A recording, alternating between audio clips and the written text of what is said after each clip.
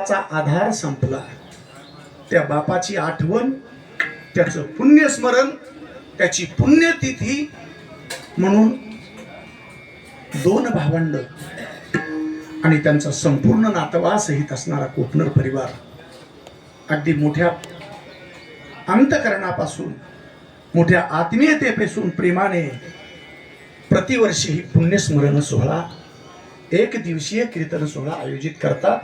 आणि त्या निमित्तानं आपल्या बापाच्या ऋणातून, आपल्या पितराच्या ऋणातून मुक्त होण्याकरता अन्नदान, ज्ञानदान, वस्त्रदान, धनदान अशा अनेक प्रकारच्या वेगवेगळ्या असणारे कार्यक्रम या ठिकाणी राबवतात.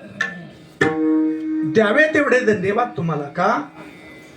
बापाची पुण्यतिथी नव्हे, वर्ष श्राद्ध करायला तयार लोक नाही. मी माझ्या पदरून सांगत नाही. आपल्या कुटुंबामध्ये दुःख येतं, हे तरी काय येतं, आपल्यावर दुःखाचे प्रसंग येतात. आपण म्हणतो आपल्या कर्मधर्म संयोगाने येतात नव्हे, तर हा बापाचा गेलेल्या पितरांचा कोप असतो. मी माझ्या पदरून सांगत नाही.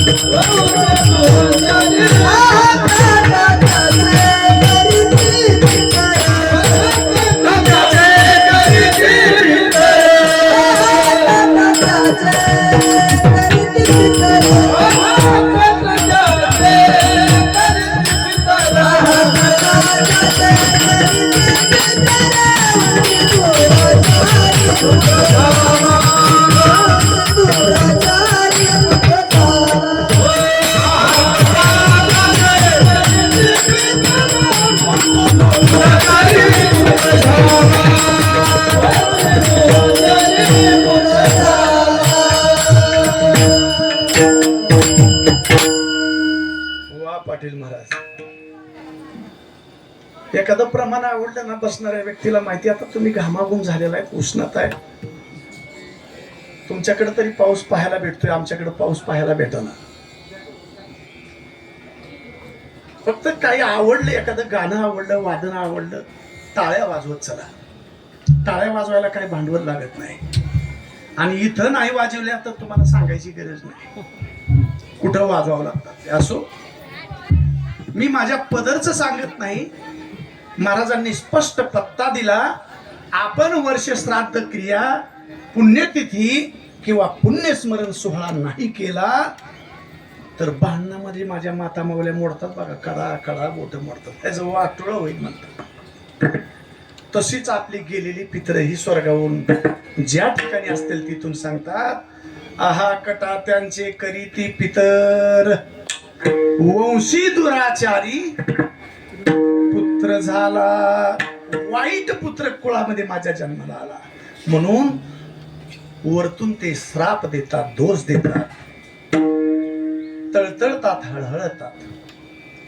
आणि याच्या पलीकडे जे कोपनर परिवारांनी हा कार्यक्रम केला आणि हे जर केलं तरीही पित्र आशीर्वाद देतो. तू कमने पित्र आशीर्वाद दे, तू कमने पित्र आशीर्वाद दे, कमने पित्र आशीर्वाद दे, कमने पित्र आशीर्वाद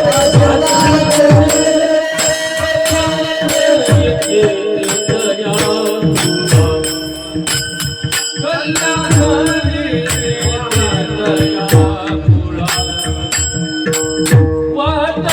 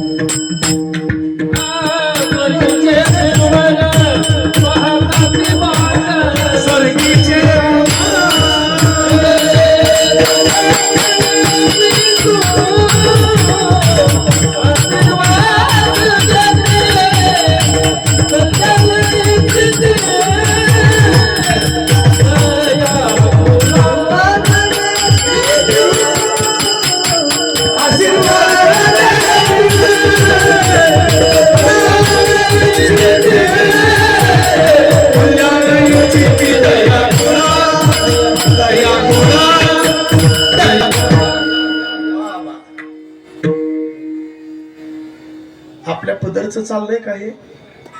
ज्यांनी गाथा लिहिला, ज्यांनी अभंग लिहिले आणि तुम्हा आम्हाला तरण्याकरता मार्ग सोपा झाला, त्यांनी सांगितलं तुका म्हणे पितृ आशीर्वाद देती आणि काय करीती?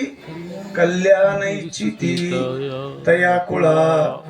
मग बघा, पुण्यतिथी, श्राद्ध कार्यक्रम किंवा पुण्यस्मरण करणं गरजेचं आहे का नाही? ती आपल्या जीवनामध्ये दुःखच आहे, सुख पाहायला नाही. प्रत्येकाच्या चेहऱ्यावर पाहिलं तर प्रत्येकाच्या चेहऱ्याकडे पाहिलं की अभ्यास करावा असा वाटतो की किती दुःख आहे. तसं पाहिलं तर शास्त्र सांगते सगळं दुःखच आहे. दुःख बांधवडी आहे हा संसार. अहो, महाराजांनी सांगितलं सुख तर नाहीच, सुखाचा विचार देखील नाही. सुखाचा विचार नाही कोठे.